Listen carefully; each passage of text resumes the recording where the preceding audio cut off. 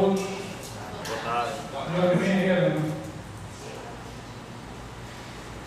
Sejam todos, meu nome é Marcos Ministro, eu sou um dos responsáveis pela Consiste, certamente muitos eu conheço, sejam todos bem-vindos. Esse é o 16º evento que nós realizamos esse ano. E é um evento muito importante, porque nós tínhamos definido uma meta para ser de 15 eventos. Não é fácil. E nossa empresa tem muitos slogans, muitas frases, e uma delas é que o horário é para cumprir, mas está muito alto.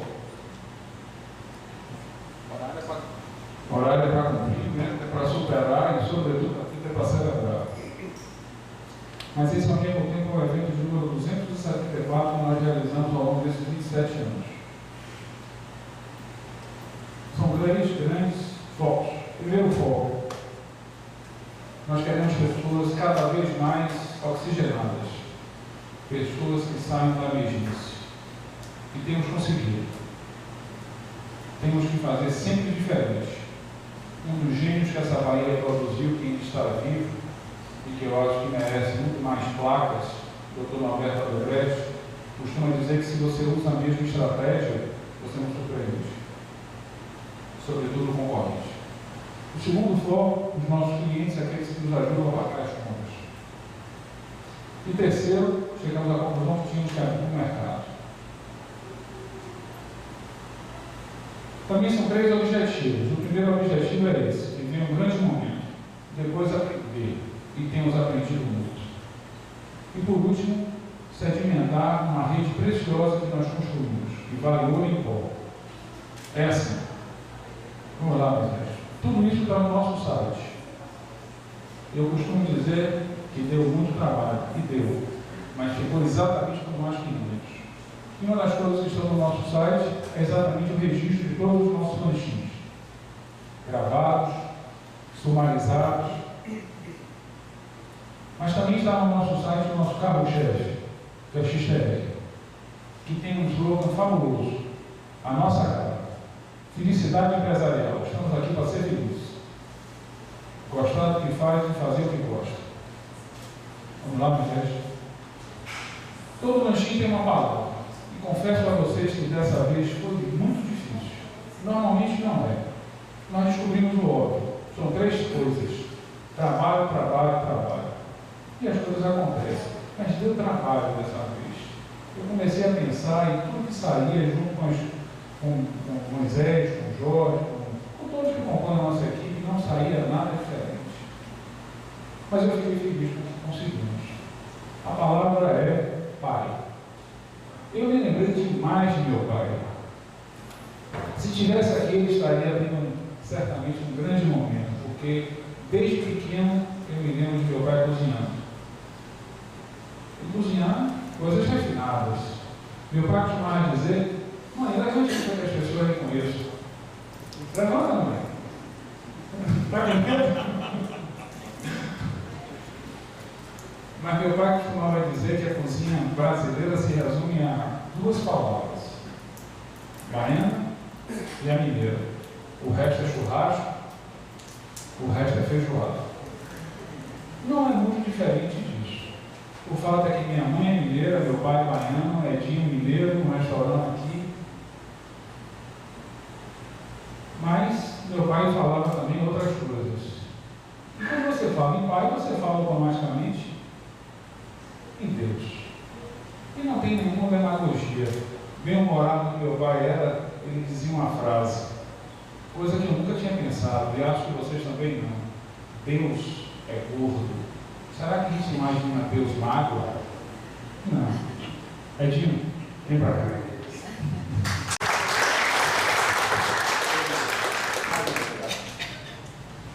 Bom, eu vou falar no microfone, mas que a gente se abaixasse o máximo que puder. Se vocês de trás estiverem ouvindo, está ótimo. Porque senão fica esse som, parece que meio bombando no ouvido da gente, eu não gosto muito, eu gosto do... Você falou de pai, né? Você sabe que eu me descubro cada vez mais parecido com meu pai. E a gente só descobre isso quando a gente vai ficando velho, né? Porque moço a gente sabe nada disso. Mas quando a gente vai ficando mais velho, a gente vai se vendo. Esse espírito meio enlouquecido, empreendedor, eu acho que eu puxei justamente dele, assim. Era um... Eu sou descendente... Meu avô era um judeu da Europa Oriental. Romênia, antiga Bessarabia, Romênia, Ucrânia, daquele lado do meu pai. Vieram no final do século XIX fazer América e chegaram na Argentina, foram para Santos, na Primeira Guerra ficaram com medo, enfiaram para o meio de Minas lá e lá se perderam. Aí ele conheceu minha mãe, mineira, descendente de portugueses há muito tempo, daqueles baronetes do Império, aquela coisa toda, lá se casaram e aí ficaram um tempo no sul de Minas, em Alfenas, e depois foram para Uberlândia. Em Uberlândia nasci eu. E isso meu pai fez mudando, aos 40, 50 anos de idade, ele largou uma coisa grande que ele tinha construído e resolveu começar tudo de novo. Sabe Deus por quê? Ele foi um dos primeiros a fazer psicanálise nesse país na década de 40, devia ter cada problema que eu nem imagino qual seja. Eu tenho os meus, e às vezes é difícil resolver, ele devia ser pesado. Imagina, em 1940 e pouco, foi um dos primeiros psicanalizandos, né? Ou qualquer coisa assim, desse país. Bom, eu quero falar um pouquinho da minha história, um pouquinho de comida, mas sobretudo eu quero bater papo, quero saber o que vocês querem saber. Então eu vou contar um pouquinho da minha trajetória. Sim. Nasci então em Uberlândia em 1955. Naquela época a gente matava porco para comer, matava as galinhas para fazer, nada dava em supermercado. A única coisa industrializada que tinha já eram as latinhas de leite condensado, moça, maisena, tinha lá aquelas coisas. Mas tudo era, a gente tinha uma relação, e eu acho muito saudável isso, uma relação a gente se sentia mais predador, a gente sabia que a gente tinha que plantar para comer e tinha que matar para comer, nada nascia no supermercado. Essa é uma coisa que hoje eu me assusta um pouco, a hora que eu vejo assim, minha filha, frango eu não posso ver, não sei o que, acha que o frango vem prontinho do supermercado. A gente perdeu essa noção, e eu não acho que isso é bom, perder essa noção de que nós somos animais predadores, que nós precisamos matar para comer. Se não somos nós próprios que matamos, nós compramos de quem nos matou, de alguém mata, tá certo? Isso a gente tem que saber, né? E uma alfacezinha que colhe, você também colheu uma vida. Isso não é um crime, porque a vida é assim, a gente nasce e vai morrer.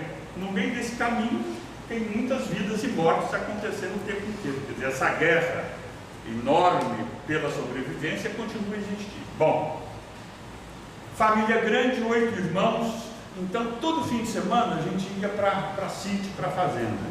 E aí, você imagina, minha mãe tinha uma tia, às vezes duas ficavam, naquela época as solteiras ficavam agregadas à casa de alguém, né?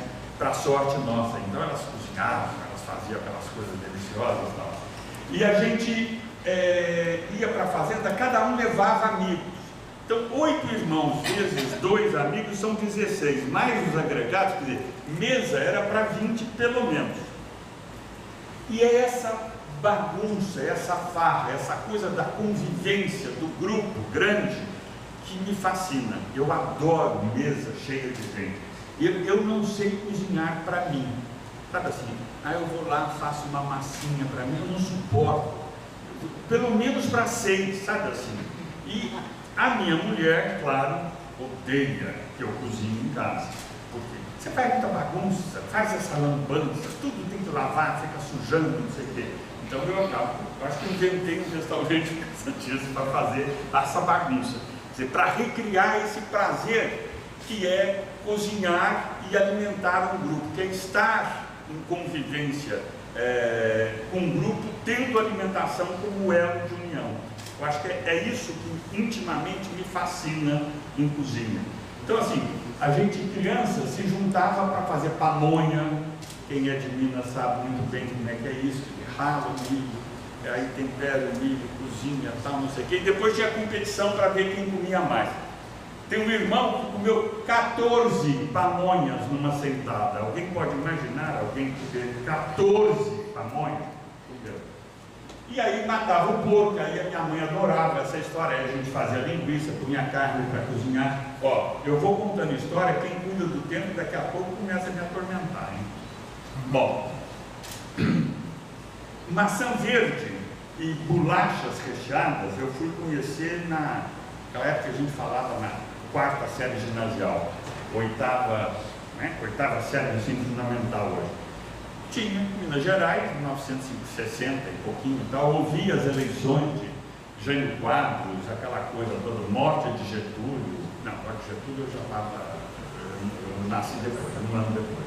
Mas assim, as eleições de Jânio, de Juscelino, aquela coisa toda, eu ficava no pé do rádio, mineiramente ouvindo todo aquele assunto. Bom, fiquei até os 15 e fui estudar em São Paulo. Fui fazer ciências sociais. Eu não sabia que eu gostava de comer, né? Eu só gostava de comer e cozinhava um pouquinho. Fui estudar ciências sociais. Fiz ciências sociais na USP, década de 70, todo o movimento underground, todo o movimento, toda a política, todos esses assuntos da década de 60, 70. Eu sou um fruto da geração, desta geração, e estou vivo aqui porque Deus quis, né?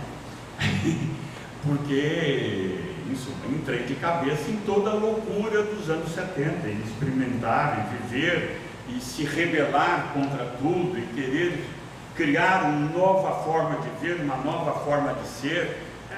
Não tinha saída, era isso. Essa geração tinha que viver isso, e eu vivi isso, estava no meio da USP em 1973, 74, não tinha como sair dessa situação. Bom, depois, muitos anos depois, mas isso é motivo para outro assunto, a gente começa a pensar, hoje eu estou ficando de uma certa forma muito mais careta do que fui, assim, em todos os sentidos, não careta, mas muito mais racional, muito mais ponderado. Eu vejo as coisas com outra ótica. Se a gente soubesse o que sabe hoje, estando naquela época. Bom, fiz ciências sociais e antes de saber o que eu queria, morava com o irmão, morava aqui. Morar era uma coisa simples assim. E então eu queria aprender. Então fui fotógrafo, fui aprendiz de joalheiro, fui experimentando várias coisas, porque eu não sabia o que eu queria fazer profissionalmente da vida, não tinha a menor ideia. Fiz ciências sociais, comecei a trabalhar como estagiário e depois como funcionário do recém-inaugurado metrô de São Paulo. O metrô naquela época era a grande empresa de São Paulo.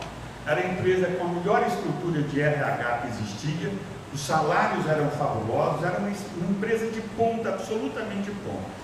E eu trabalhava no departamento de planejamento de transportes, de integração, transporte, metrô, ônibus, aquela coisa, a gente criou essa história.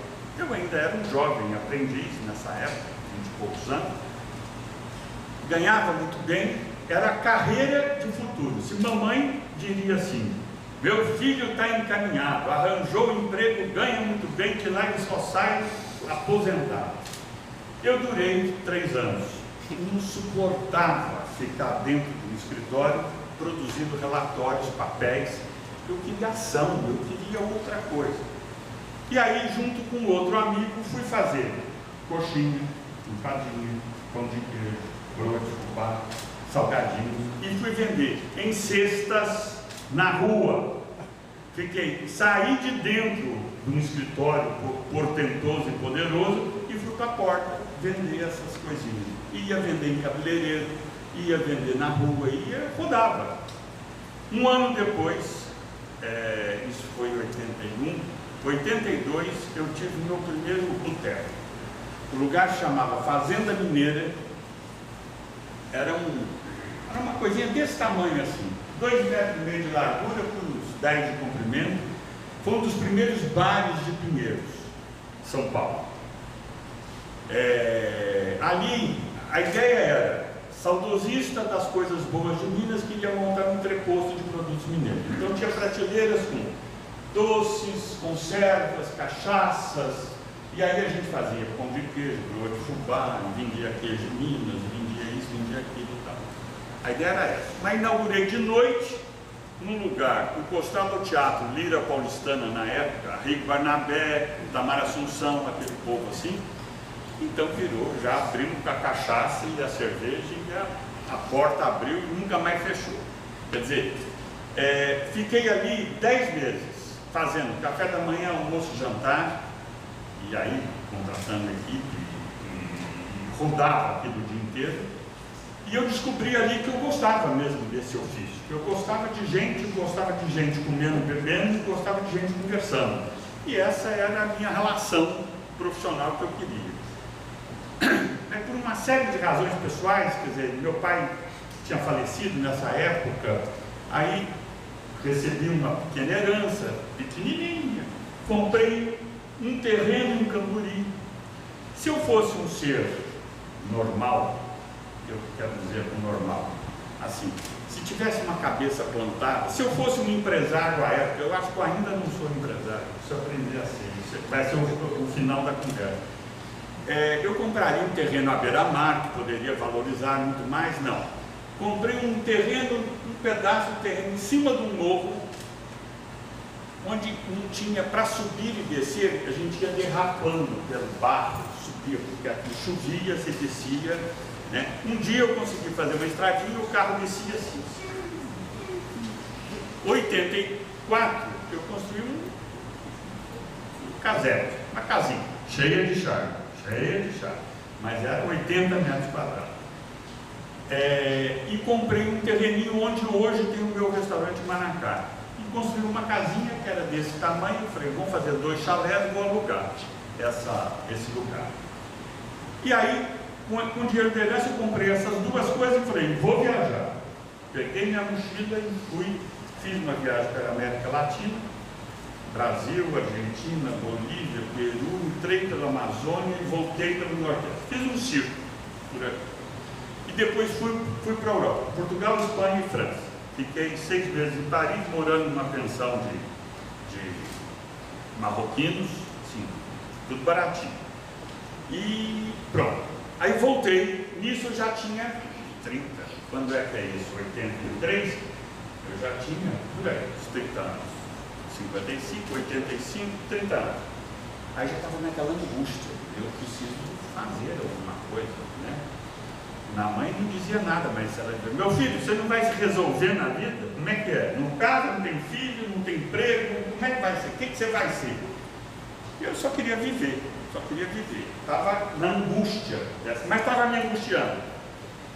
Aí, deitei no divã, arranjei um analista, que Ave Maria, às vezes a gente precisa, às vezes em passar anos não adianta nada, às vezes se acerta a mão e vai. Ana Verônica Maltin, agradeço, devo muito a esta mulher, que foi mais do que uma analista. Eu falo que ela foi um continente, ela foi meio que mãe, de uma certa forma, sei lá, de relação terapêutica, eu sei que funcionou. A partir dali, arranjei a minha esposa, Wanda, casei e comecei o Manacá. O Manacá eu comecei sem a Wanda, na verdade, mas ela já entrou tão no comecinho que aí eu já falo que é projeto comum. 88, eu tinha um terreno, esse que tinha uma casinha de 2 lugares, na beira do rio Camburi, assim, a 30 metros do rio, numa várzea que alagava 2 ou 3 vezes por ano, que não tinha acesso de carro, tinha uma trilhazinha, é isso que eu falo. Alguém em sã consciência compra um lugar desse para fazer qualquer coisa? Não. Né? Você vai querer um lugar na avenida, um lugar, mas maluco foi comprar lá. Bom, comecei fazendo café da manhã. O que dá para fazer aqui? Era uma comunidadezinha de surfistas que morava ali. Comecei a fazer café da manhã para surfistas. 1988. Foi. Isso já é uma visão contemporânea do Manacá. Já falo disso aqui. 2 meses depois, eu descobri que só de café da manhã não dava para sobreviver. Aí comecei a fazer marmita. A gente fala marmita aqui, alimentação para as outras pessoas. Arroz, feijão, tal, bife, peixe frito. qualquer coisa. Mas fiquei uns meses. Bom, 6 meses depois, não, nesse inteirinho eu vendi uma parte do restaurante, uma parte do terreno, né? E com esse dinheiro eu construí um acesso ao restaurante. Quase invadi o pedaço de alguém lá para conseguir esse acesso, mas consegui esse acesso, negociamos, arrumamos, conseguiu o acesso ao restaurante. Bom, final de 88 para 89, começaram a existir na região os primeiros condomínios. Na verdade, um bocado de sorte, né, eu tive. Porque as pessoas estavam saindo do Guarujá, muitos estavam saindo de Santos, Guarujá, buscando um lugar diferente, né? Era o momento disso. O Montoro tinha acabado de asfaltar a Rio Santos, e então tinha 2 anos que você tinha acesso asfaltado. Então começavam-se a proliferar os condomínios com gente muito interessante, gente muito com a cabeça mais aberta. Quem é que gastava um dinheiro grande para construir? Imagina a Praia do Forte em 1900 e tanto, muitos anos atrás. Então assim, aí eu resolvi fazer um restaurante. Bom, mineiro sabia fazer pamonha e porco. Mineiro da beira do mar eu tenho que fazer camarão, lula, porco, peixe, tudo lenhado. O que eu faço? Eu não sei nada disso. Tive que aprender. Aí começa a ler, começa a conversar, começa a chamar alguém que sabe, e aí começa aqui, começa ali, começa lá, e com o ouvido assim, né? O cliente ia. Os primeiros clientes, um dos meus primeiros clientes é o Carlos Roberto, que é ainda o dono da Caraigá Veículos, né? Uma concessionária grande. Teve negócios aqui na Bahia. Aí eles iam, todos os aventureiros, ele, a família e tal, chegavam que ainda. Porque o terreno, eu construí a estrada até um certo ponto. Depois disso não tinha acesso. O que eu fiz? Porque era um brejo. Eu fiz uma palafita, uma passarela e um jardim lindo. O jardim, os amigos paisagistas, não sei o que, fizemos um jardim maravilhoso. Então as pessoas ficavam encantadas. Eles chegavam e a primeira coisa eles tomavam uma caipirinha e uma cerveja. Não arriscavam comer muita coisa. Depois ia provar uma casquinha de siri. Depois, devagarzinho, uma lula. E aí, 2 anos depois, eu fazia o nosso sucesso. Aí, era 1990, 91. O restaurante virou, chamei, eu fui. Para São Paulo, fazer estágio, mandei meus funcionários todos que começaram limpando o chão, encerando, foram fazer estágio no Fazano, no restaurante do Emanuel Bassolé, que era começou a loucura dos anos 90. São Paulo, abertura dos portos, Collor de Mello. Uma das coisas boas que ele fez foi isso, foi abrir as portas brasileiras para os ingredientes do mundo todo. Isso é inegável, a gente deve isso aí. Foi então que começaram a surgir vinhos. Quem é que tomava vinho no Brasil em 1985? Só sangue de boi. Só sangue de boi. Por que Manacá? Manacá? Manacá porque é uma árvore da Mata Atlântica, é uma árvore como a quaresmeira, que nasce com flor roxa e branca, e aí é uma árvore linda, emblemática da região. E eu gosto de som, do som Manacá. Eu tinha imaginado que tem uma família tão grande, tem uma necessidade de apoio, sempre tem um irmão mais velho, você falou Manacá. Nada disso, eu queria distância de família. Família, eu gosto muito dos meus irmãos e da família toda, mas ela é melhor em álbum de fotografia do que de uma convivência cotidiana. Uma vez por ano se reúne, a gente conversa, mata saudade e tal, mas todo dia conviver com o irmão. E quando morre pai e mãe, você tem que discutir herança. É o inferno. Eu não vejo uma família que não tem rupturas radicais. E não é por causa de dinheiro. Dinheiro é expressão da disputa, da afetividade, de outras coisas. É um inferno. Em suma, é difícil resolver. Isso é o Manacá. Isso é o Manacá. Essa é a árvore. Não é uma árvore linda? Parece uma árvore da fartura. Uma beleza isso. Manacá em japonês quer dizer caminho do meio, o que também é uma boa ideia, né? Bom, então Manacá começou. E aí começa o meu aprendizado do ponto de vista de cozinhar sério e do ponto de vista profissional, quer dizer, como gestor de uma empresa, né? Então eu fui muito intuitivo e ainda sou o tempo inteiro, quer dizer, eu fui buscar o que eu podia buscar na época. Não existia curso de cozinha no Brasil, existia Senac. Então, mas era um curso básico de como cortar um peixe, essa coisa toda. Não tinha cursos sérios. E tinha cursinhos assim, como administrar um restaurante comercial, iniciação ao estudo do vinho. Eu fiz tudo o que tinha na época, busquei as informações. Depois fui para São Paulo. Nesta época tinha uma pequena escola que chamava Centro Vilma Covese, Escola de Culinária, mas era Centro de Criatividade Doméstica. Era uma senhora judia húngara que abriu uma escola, gostava de cozinhar, e eu fiz curso básico de cozinha francesa, uns cursos assim, que eram de um dia. Mas tudo era referência, não existia internet. Tá certo? Hoje você dá tiramisu, tem 500 receitas. Vai há 30 anos atrás saber a receita de um tiramisu. Aí quem é que é italiano? Você pode pedir para a prima da sua irmã, não sei o que, popopó. Bom, Vilma foi uma figura fabulosa. Eu sei que um ano depois, do lado de lá, eu vim do lado de cá. Ela falou, vamos dar uma aula. Eu falei, não, cara de pau, sempre fui. E aí comecei a história. Obrigado. Eu falei que eu queria isso aqui para sentar, mas não sentei um minuto. Tá? Não, eu não gosto de microfone paradinho assim, eu não sou formal. Então assim, e eu informalizo todo lugar que eu vou, que é assim que eu me sinto bem. Não suporto muito a relação, muito respeito. Acho que ele tem que respeitar horários, uma série de coisas que tem que respeitar. Mas eu gosto de fazer a coisa à minha moda, do meu jeito.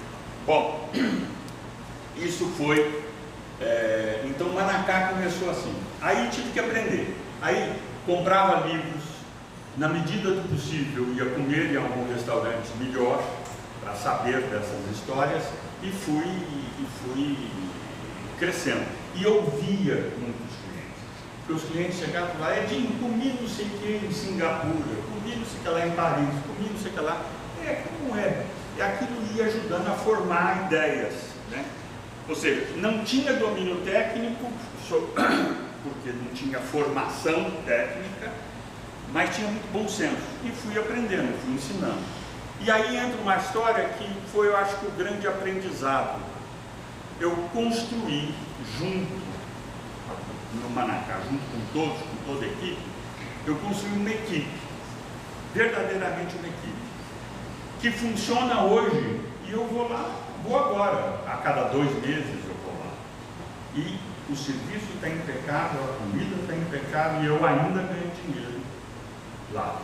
Ganharia mais se estivesse lá, mas aí são escolhas, são opções. E aí eu acho que esse foi uma das coisas boas que eu aprendi, assim, como liderar, como fazer com que todos façam o seu papel e façam com prazer, com orgulho. Como fazer com que os cozinheiros cozinhem porque gostam de cozinhar. Claro que eles têm que receber, e receber bem, mas como não ter um emprego, e sim como fazer aquilo de coração.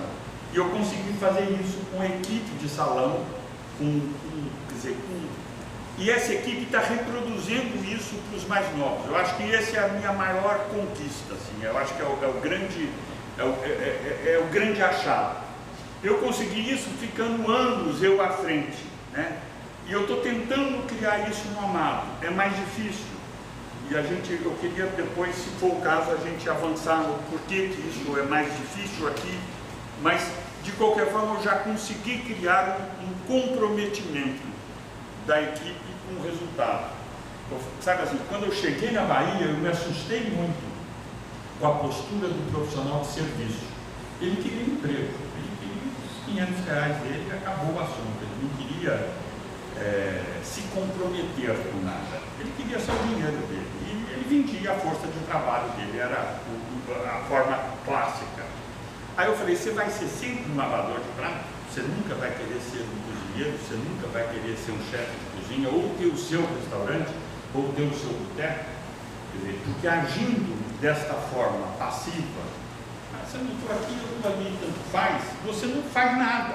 E a gente, como líder, ou como empresário, ou como donos, se a gente não sabe fazer essa mudança com que as pessoas produzam de outra forma, a gente sempre vai poder fazer aquilo que a nossa mão alcançar. Quer dizer, você não consegue ir além, né? No caso de restaurantes, hoje eu estou aqui e tem um restaurante lá funcionando, e eu quero abrir outro em algum lugar, e eu preciso que esse funcione sem a minha presença física. E muitas vezes a maior dificuldade é conseguir cargos gerenciais. Quer dizer, eu não consigo ter lá no Manacá, eu não tenho um gerente. Eu tenho uma equipe que divide trabalho.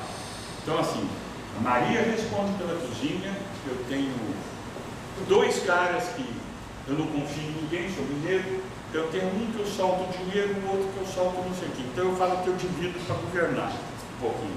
Então, assim, os 5 caras principais do restaurante juntos fazem o restaurante funcionar. Um sozinho não faz. Se eu tivesse alguém com capacidade para ser, ou com habilidade para ser um gerente, talvez eu tivesse delegado, mas não tinha. Fiz todos os cursos do Sebrae, chamei todo mundo, não tinha gerente, não tinha ninguém para ser gerente, mas juntos eles funcionam, e funcionam bem e eu não vou mexer, né? E eu quero criar um pouco isso aqui. Bom,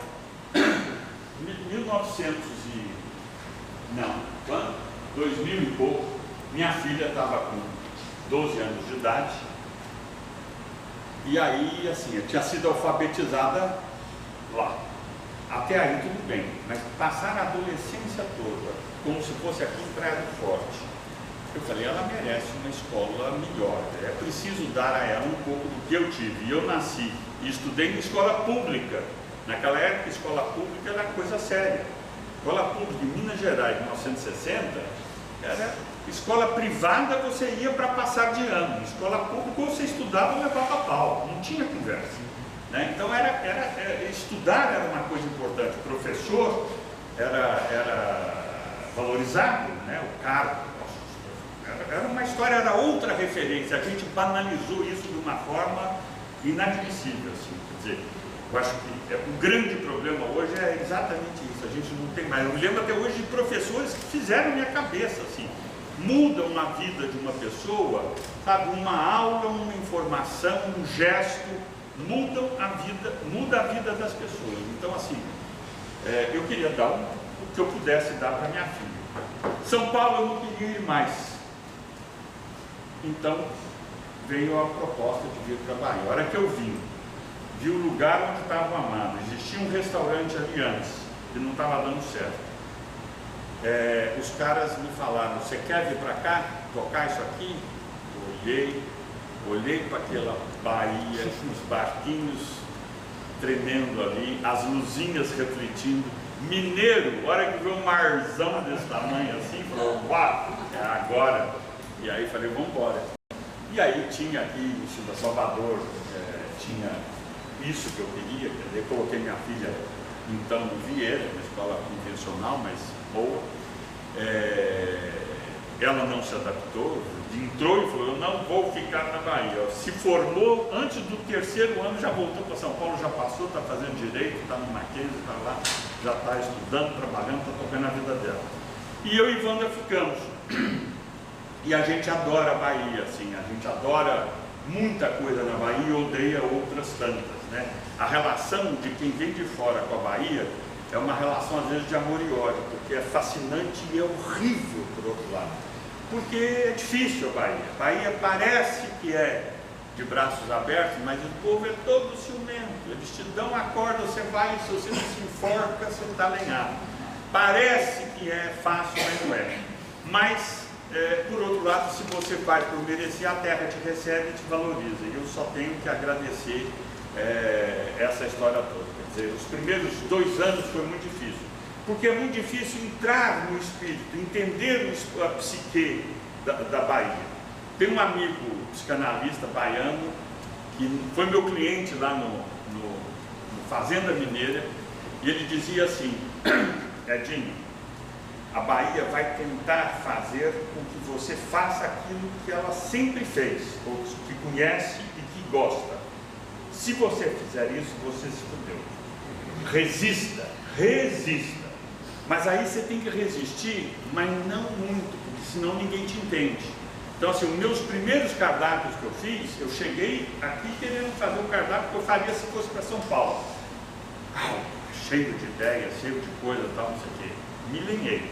Quer dizer, nos primeiros cardápios não adapta. Então, você tem que entender um pouco o gosto. Eu tive que entender e fazer concessões, assim.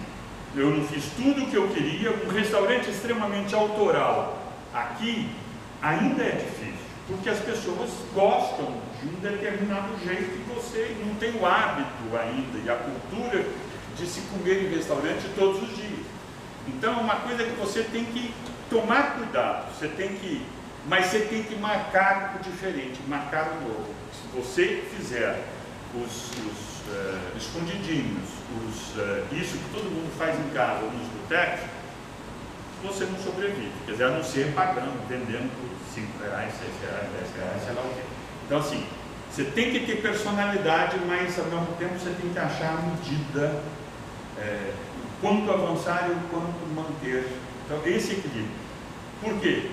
Eu tinha clientes aqui no início do Amado, que o cara era sofisticadíssimo e queria discutir o ponto do foie gras, que tinha que ser menos passado, mais, não sei o que, tal, não sei o que. E aí tinha um cara que vinha, muitas vezes do interior, falando de risoto, falando, não quero esse arroz mole aí não, me dá arroz normal. Então, como é que eu faço um restaurante em que um cara não sabe o que é risoto e o outro quer um foie gras mais mal passado? Não é fácil. E o restaurante é grande, quer dizer, não é um restaurante de 30 lugares, é um restaurante de 100 e tantos lugares. Esse é outro problema. Todo mundo que abre restaurantes aqui, abre restaurante, 200 lugares. Não existe público para gastronomia média para cima e com preços não populares desse tamanho. É insanidade. Eu hoje abriria 3 pequenininhos em vez de um desse tamanho. Sabe assim, não tem dúvida disso. Bom, então a Bahia foi um desafio estar na Bahia, foi um desafio entender e fazer sucesso na Bahia. Hoje estou feliz, assim, construir isso. Mas, voltando à questão de pessoal, assim, os primeiros garçons ou tinham uma postura extremamente servil, que era aquela coisa que ficava assim, sabe, não olhava. Aí eu tive que chegar nele, agarrar pelo pescoço e falar, escuta, você sabe que você é gente, você não é um animal, você não é um escravo. Você é gente e você vai se fazer respeitar. Agora, você tem que respeitar para isso. Entendeu? Então, chega um cliente aqui, olhe nos olhos, porque você pode olhar, você é um ser, ainda que você não seja rico como ele, você esteja prestando serviço. Agora, prestar serviço não é um desmérito. É disso que você vive. Faça disso o seu orgulho.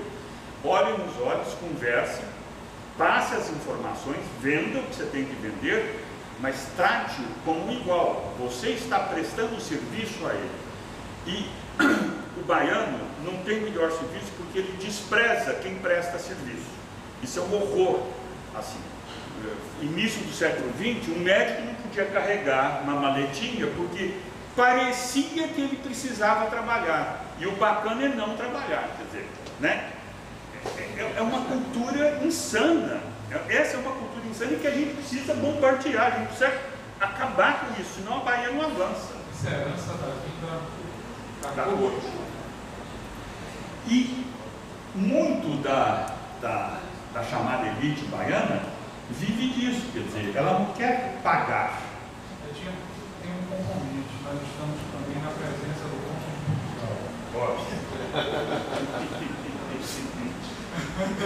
Culpa deles? Culpa nossa? Não tem culpa de ninguém, é o que é. Mas é o que é e a gente precisa mudar. É isso que eu falo assim. Hoje em São Paulo, as pessoas pagam e gostam de pagar. Elas se afirmam pela capacidade delas de pagar. Eu posso, eu pago, eu faço. Não devo nada a ninguém. Eu adoro isso, quer dizer, é uma coisa, pode ter seus problemas, mas é uma coisa, você se afirma pelo que você fez, pelo que você consumiu e pelo que você pode comprar, pagar, isso. Agora, você ser, assim, no restaurante, muitas vezes tem aqueles convidados de sempre, eles nunca vão lá para gastar um centavo, vão quando são convidados. Então, assim, parece que ir e pagar é uma coisa desonrosa. A única coisa honrosa é ser convidado. É uma insanidade. Quer dizer, que mundo nós vamos construir em que não existe mais aristocracia, sabe? É uma coisa insana. Então, assim, essa história tem que ser mudada. Ela está muito internalizada. E está muito internalizada, inclusive, em quem presta serviço. Então, ele acha que prestar serviço é uma desonra.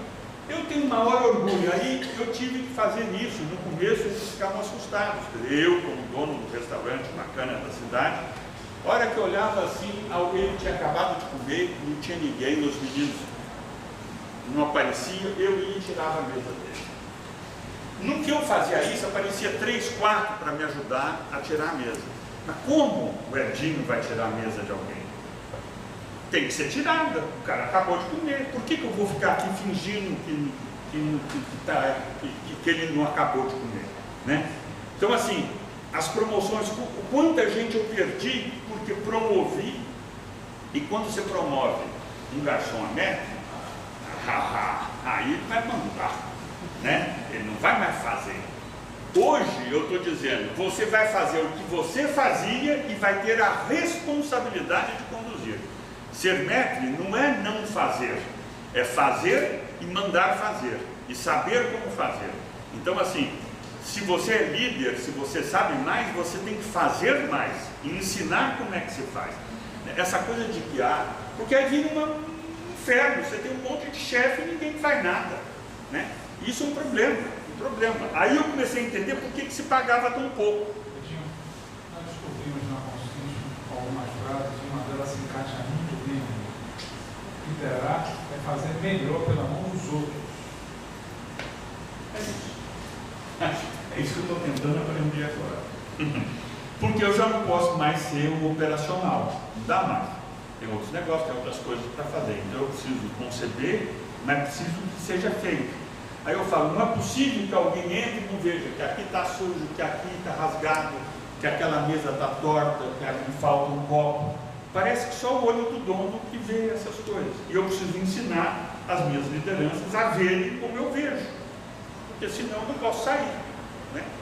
E eu não gosto de pôr dinheiro, eu não gosto de fazer um negócio errado, tá certo? Assim, essa é outra coisa, eu nunca tive dinheiro. E nunca pus um centavo além do investimento inicial no Manacá e no Amado. Não existe isso, o patrão vai lá, pega o dinheiro dele e completa. Não. Não tem dinheiro, manda embora, vende mais, tem que dar certo. Tem que dar certo. Sabe assim, não tem isso de ficar pondo recursos e tal. Em restaurante, essa é a minha experiência. Bom, acho que chega de falar, né? Eu falei um bocado, falei de muitas coisas, só não falei de comida. Então eu queria agora fazer um bate-papo, conversar, ver quem quer, se querem saber alguma coisa, se quer receita de alguma coisa, falo tudo. O Amado já tinha esse nome, então? Amado? O nome Amado surgiu o seguinte, eu já abri vários outros restaurantes, aqui eu vendi. Todos eles eu abro, e aí eu faço uma listinha de nomes que eu gostaria. Né? Aí aqui eu fiz vários, não me lembro dos outros, fiz vários nomes. Aí gostei de Amado. Amado? Vai fazer Amado? Amado tem Jorge Amado, tem a família Amado, será que eu vou pôr? Aí perguntei para os paulistas. Mais lindo, maravilhoso, tal, não sei o quê. Aí nessa época, Sérgio Amado era muito cliente lá do Manacá. Eu morava em São Paulo, ia muito lá no Manacá. Aí eu falei, Sérgio, se eu puser esse nome, caralho, muito bom! Eu posso? Né? E eu pensei nesse nome não por causa de Jorge Amado, não faz mal nenhum a referência a Jorge Amado, não foi nem em homenagem. É que Amado é um nome tão completo, né? Nada melhor, primeiro, nada melhor que ser amado. Há quem diga que amar é melhor que ser amado, mas ser amado é muito bom. É um nome sonoro, né? Porque os nomes têm que ser sonoros. E eu gosto muito de Portugal. Portugal tem uns nomes esquisitos, né? A Rua do Gato e a Rua da Vaca Branca e Preta. Tem uns nomes engraçados, assim, só Portugal tem. E a gente, Bahia tem uns nomes ali, assim, né? Água de Meninos, Ladeira da Água Brusca, essa coisa é bem portuguesa. Certa vez nós estamos sentados com meu pai, Moisés, Jorge, eu até esqueci de falar isso na abertura. Aí sujeito, não, vamos montar um restaurante. Só um belinho. O Moisés deu uma sugestão fabulosa, assim, um restaurante para as pessoas baterem papo. O que você acha desse restaurante de cozinha francesa chamada Le Prosario? As pessoas baterem Ave Maria, Prosário de Bahia. Prosário, leprosário. Você está indo aonde? Eu estou indo no leprosário. Já está aberto para a gente falar? Tá, faz tempo. Então tá bom. Uma delícia. Eu acho que é o lanchinho mais gostoso que eu já assisti. Mas eu queria comentar uma coisa que você puxou aí, que realmente é o que está na cabeça de nós todos, né? Que é a questão da qualidade do serviço. E quem vem de fora, eu também, né? Já sou baiano, mas nasci no Rio, estou aqui há 14 anos. Mas a gente viaja e a gente vê comportamento em outros lugares. O comportamento em restaurante é uma coisa que muitas vezes nos incomoda. E o incrível, você sai daqui, vai para São Paulo, o garçom que é baiano, que chegou lá há 1 mês ou 2 meses, 6 meses, já está no ritmo de São Paulo. Como é que é isso? Qual é o teu diagnóstico para isso? Deve ser a água. Não, eu acho que é essa referência cultural que a gente tem aqui, entendeu? Dessa coisa de serviço mesmo. Porque, primeiro, baiano não dá caixinha em restaurante.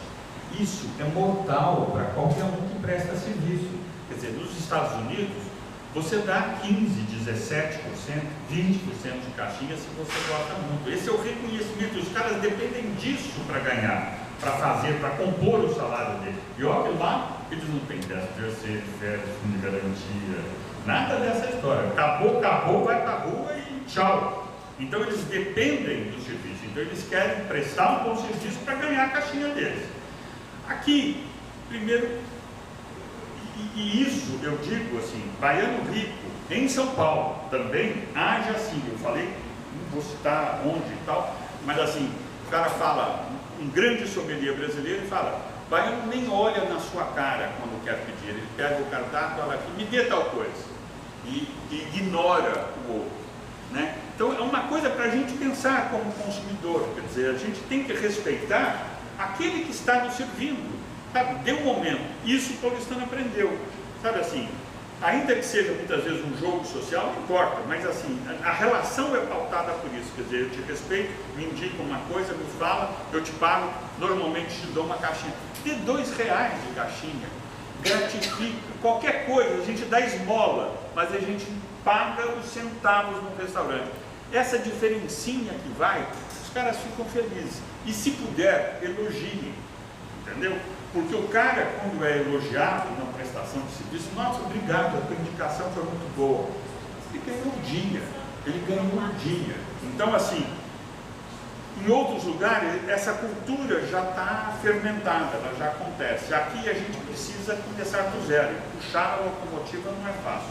Mas acho que é por aí, assim. Primeiro é valorizar a prestação de serviço, reconhecer, sugerir isso, trabalhar com. Edinho, 3 perguntas aqui da plateia, Marcos.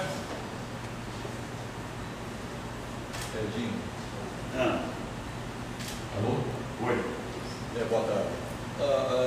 Essa relação de amor e ódio com a cidade de Salvador, no início, quando eu cheguei aqui há 23 anos atrás, eu achava que era só quem chegava de fora. Não. É uma relação também do morador, do nascido em Salvador.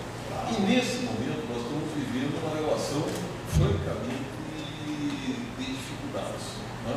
Qual é a tua receita para Salvador? Eu sei que o emérito em formar receita, faço uma receita para a gente salvar Salvador. Quem dera, eu não tivesse receita. Mas assim, algumas pistas do que eu acho que precisa. Primeiro, a gente precisa, o que é muito bom em Salvador? Quer dizer, Salvador tem essa coisa da alegria de viver, essa coisa dessa relação. Primeiro, a cidade tem uma luz que é maravilhosa, tá certo? Mas a gente não usa dessas coisas, a gente usa muito, eu falo o seguinte, a zona de conforto em Salvador é muito grande.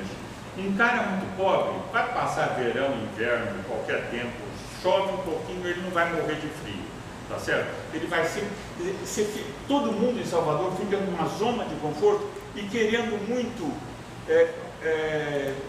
ficar mamando nas tetas, sabe assim, essa coisa de falta arregaçar manca, a gente precisa sofrer um pouco. Eu acho que esse sofrimento de Salvador vai ser bom para poder crescer, porque a gente não cresce sem dor.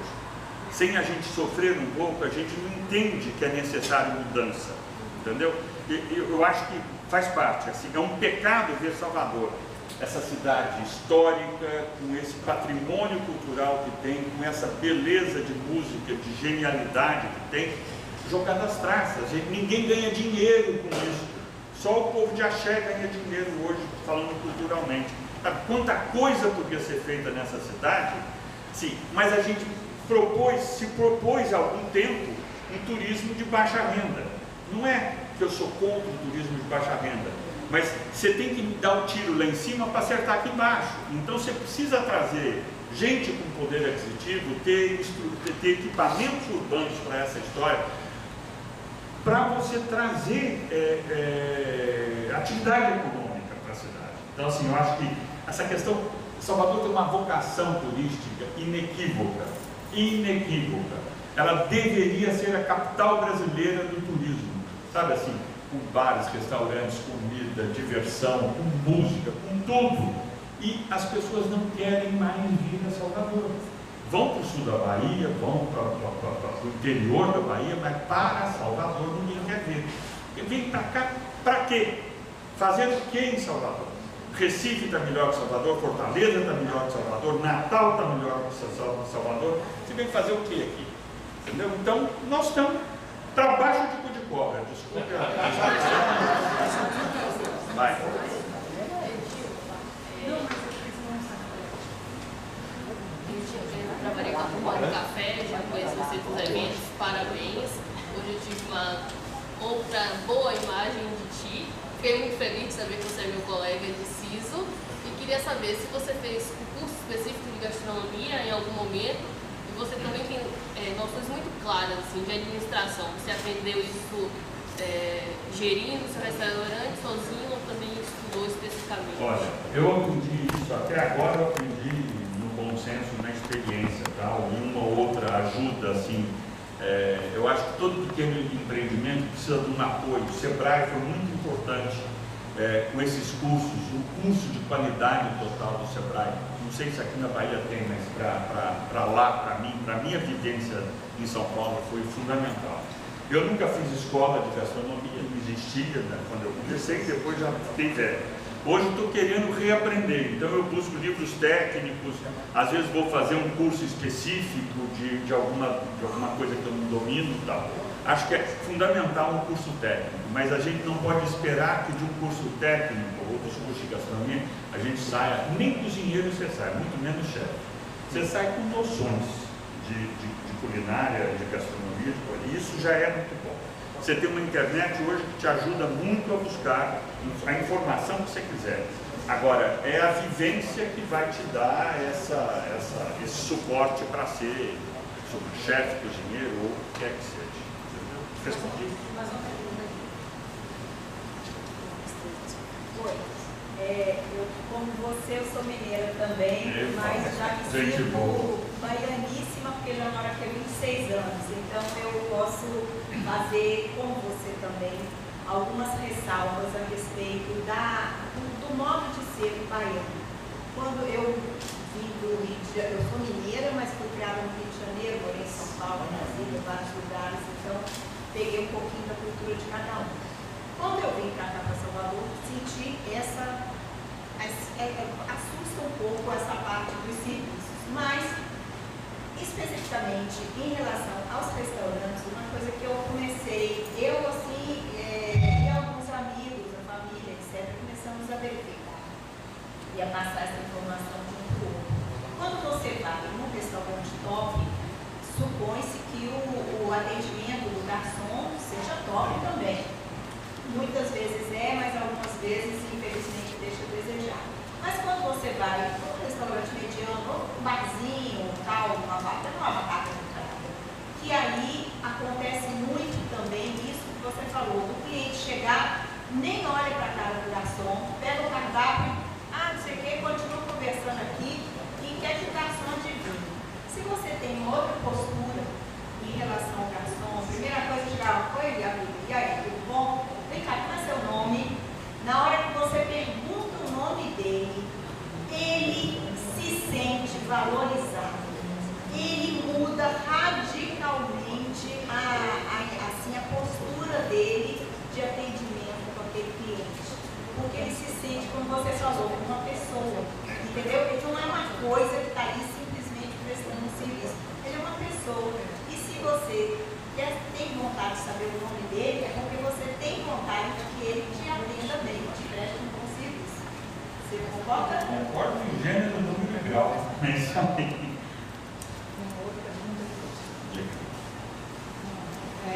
Eu trabalho numa área completamente diferente, mas tudo que você falou eu sinto um pouco que rebate também, né, no meu trabalho, e principalmente no que diz respeito a essa qualidade. Quando você tem uma equipe, você faz formação, porque eu sinto isso também nos bares de Salvador, nos restaurantes, é que às vezes não se investe na qualificação do profissional, né, não só nos restaurantes, mas em tudo. Né? Eu acho que é muito importante. Então, se você faz, onde você faz, você dá mais. Não, assim, eu sempre cuidei muito diretamente dessa história. Quer dizer, eu tento implantar a cultura que eu gosto e que eu acredito em reuniões semanais ou mensais de equipe, de cozinha e de salão e às vezes conjunto. Quando surgem problemas, crises, eu reúno todo mundo e vamos discutir a crise. Então, assim, nessas reuniões eu vou apresentando conceitualmente como é que eu quero. Eu tenho vontade, mas ainda não me senti seguro de contratar consultorias ou assessorias ou Sebrae, que em outros lugares funcionam muito bem, mas aqui eu preciso ter uma conversa com o Sebrae, porque para que ofereçam alguns serviços específicos. Por exemplo, para restaurantes existem cursos de formação básica, Senac, esse tipo de coisa. Chega uma hora que ele quer dizer, muitos dos garçons, ou quase todos, passaram por isso. Eu preciso de uma coisa a mais do que isso. Eu preciso criar, primeiro, comprometimento dele com o trabalho. Segundo, fazê-lo entender que ele trabalha numa equipe.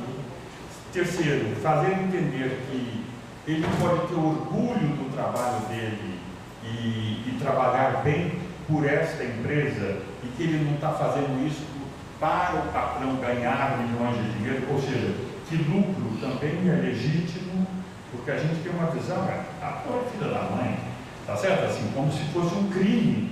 Quer dizer, eu trabalho que nem um cão, entendeu? O mínimo que eu mereço é ganhar o meu, senão para que eu vou trabalhar?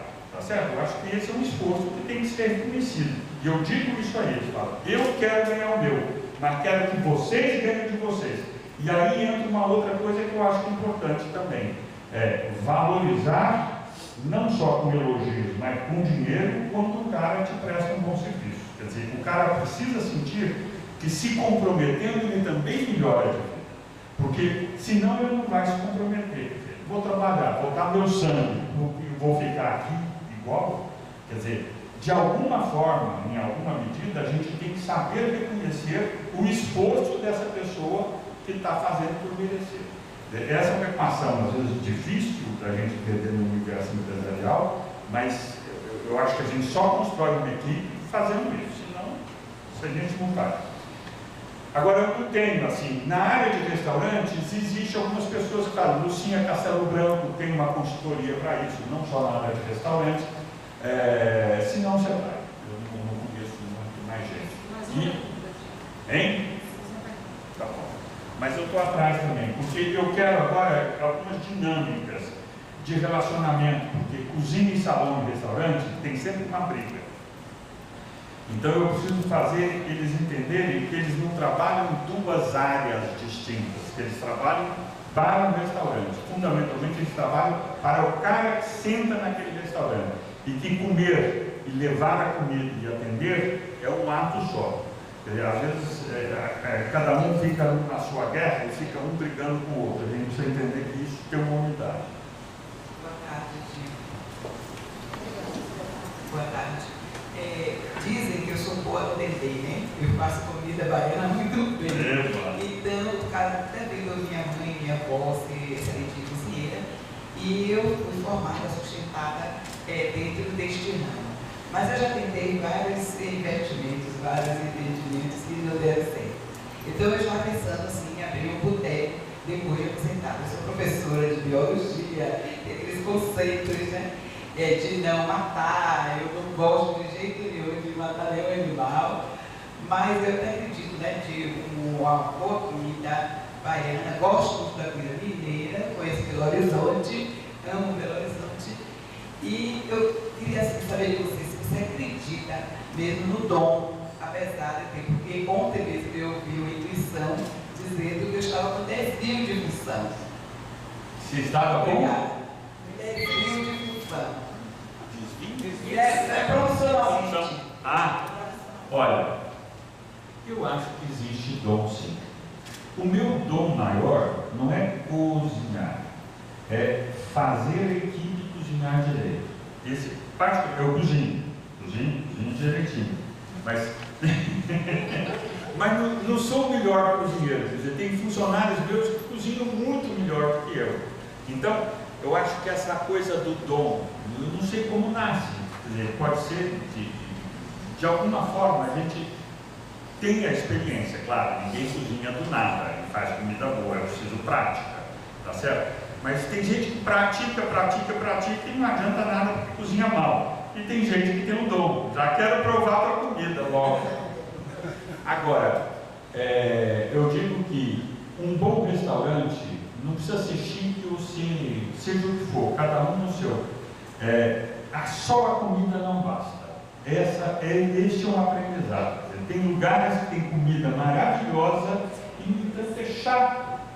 Sim, vou citar meu amigo, posso dizer, Marc Ledantec, um grande chefe, um conhecimento, um exímio chefe de comida, um cozinheiro de primeira linha para qualquer restaurante do mundo, dentro de uma coisa de alta gastronomia. No entanto, não funciona, tá certo? Tem algum elo que falta nessa história. Quer dizer, eu acho que ele precisava de um restaurateur, de alguém que soubesse fazer, porque fazer restaurante não é só cozinhar, precisa a magia do atender, precisa de um bocado de outra coisa, é um conjunto de coisas que faz. E às vezes nem isso, quer dizer, você vê um monte de restaurantes bonitinhos, um serviço razoável, uma comida legal. Eu acho que o restaurante precisa de personalidade, precisa de uma alma, precisa de alguém que imprima uma alma no lugar. Sem isso, não vai. É viver aquela experiência. Aquilo é que faz a diferença. Tudo bom? Na verdade, eu sou paulistano, eu sou solteiro paulistano, né? Moro aqui há 12 anos, né? Eu conheço o Manacá. Na verdade, tem uma casa em Boa Suprema aqui do lado. Então a gente ia naquela época que ainda na praia de Boracete não tinha asfalto de terra. Passava pela praia. Aquela coisa assim. Então, mais ou menos nessa época, eu acho que você está de parabéns assim, como empreendedor e tal. Queria saber de você se entendeu um paralelo, você fazer entre o Manacá e o Amado, assim, em termos de cultura, no geral, assim. Não, quer dizer, são lugares diferentes. Assim. O Manacá é um restaurante que é uma grande varanda no meio da Mata Atlântica, a 200 metros da praia, mas é uma varandona rústica no meio da mata. Tem um encanto único, né? O Amado está numa capital. Apesar de uma certa rusticidade que eu coloquei na decoração, eu não quis fazer uma coisa suntuosa, até porque não é minha cara, mas ao mesmo tempo ele tem uma coisa imponente, né? Pelo tamanho, pelo pé direito, pelas umas proporções. Ele é rústico, mas ele é ao mesmo tempo um pouco solene, né? Refinado. Então, primeiro, com o ambiente, eles são dois distintos, são lindos os dois. Né? Essa é uma coisa em comum. Agora, o Manacá faz uma comida só de mar. porque não tem sentido fazer uma outra comida. O amado não. O amado tem que fazer uma comida que tenha carne, peixe, que tenha de tudo um pouco, né? Se eu pudesse, eu faria uma comida só com ingredientes brasileiros. Eu faria assim, essa é a minha pesquisa como cozinheiro. Quer dizer, quais são os ingredientes regionais e o que eu posso fazer com esses ingredientes? A partir de pratos tradicionais, eu repensando essa história. Então, criei, por exemplo, no amado, um prato que é uma pescada em crosta de castanha de caju, com caruru, purê de banana da terra e arroz selvagem, um blend de arroz. Que para mim, assim, é uma cozinha moderna, uma mistura diferente, uma apresentação diferente, mas de ingredientes muito típicos, fora o arroz selvagem. Que é o que eu faria. Mas eu não posso só, como restaurante, eu não sobrevivo só de uma cozinha muito autoral. Então eu tenho que me calçar aqui. Eu só não faço algumas coisas e aí porque meu amigo me disse não faça. Filé Bernaise, assim, todos os clássicos franceses eu falo, tem outros lugares que faz, isso eu não faço, entendeu? Porque senão eu sou mais um, entendeu? Eu fico igual, então eu vou achando a diferenciação. Então eu busco assim, agora tem isso que eu acho que eu tento incultar, eu tento criar, que é essa cultura da boa prestação de serviço, de que o cliente está em primeiro lugar. Com que frequência muda o cardápio? O quê? O cardápio. O cardápio, por exemplo, eu estou mexendo agora, vou mexer 5 pratos no amado, no cardápio grande. Estou tirando outro, sei lá, tiro 8 e ponho 5, alguma coisa assim. Uma vez por ano. Às vezes uma ou outra coisa, 2 vezes por ano. Mas não dá para mudar o cardápio todo, é isso que eu estava falando. Quer dizer, tem clássicos que a gente não muda. Bom, queria agradecer, eu acho que o tempo acabou. Quem quiser conversar mais, quem quiser cartão meu, tem cartões aqui, vem aqui que a gente está aqui para o que precisar. Tá bom? Muito obrigado.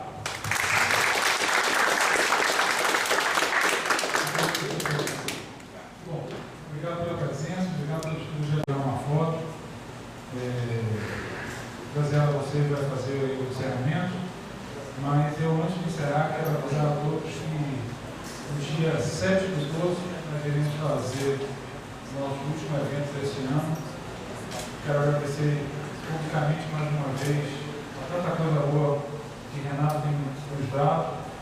Renato proporcionou convidar uma figura importantíssima chamada Mãe Estela.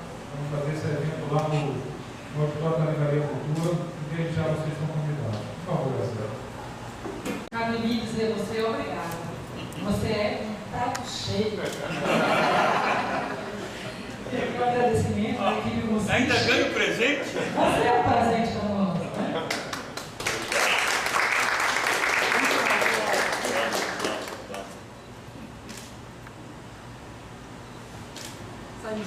Como sempre fazemos, vamos juntar aqui e tirar uma foto. Boa.